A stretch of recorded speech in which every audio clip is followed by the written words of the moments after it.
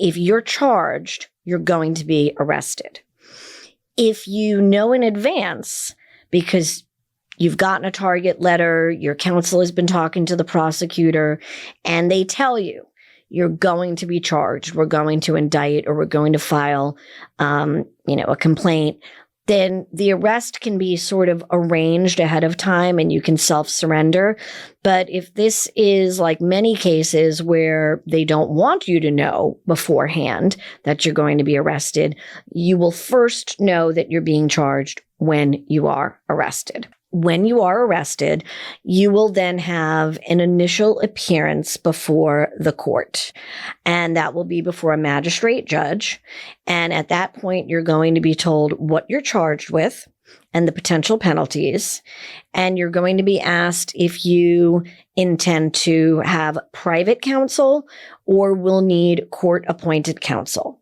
If you indicate that you're not able to hire counsel, you don't have the means, and you're going to need court-appointed counsel, the magistrate judge will usually have you fill out what's called a CJA 23 or a financial affidavit.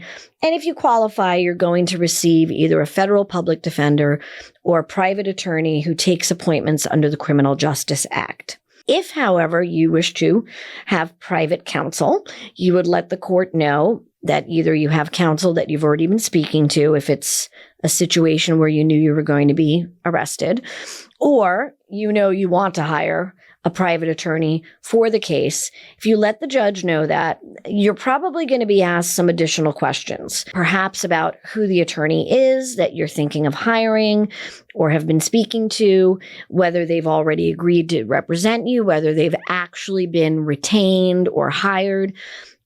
This is not to bind you or to trick you, but it's usually just to get an idea of whether the court actually can start scheduling things and you will have counsel available at the next hearing. This initial appearance is also when the government can ask for a detention hearing if they are seeking to detain you, which means to keep you in jail while your case is pending. It's really a hearing at which you should have an attorney present to challenge this request, because under the Bail Reform Act, the government can't just ask to detain you in every single case. There are prerequisites. And so if you don't have an attorney, and it's unfortunate, but many people don't have an attorney at this initial appearance, the government might ask for and be given an opportunity to have a detention hearing and have you held in jail for another 3 to 5 days when actually they really weren't in.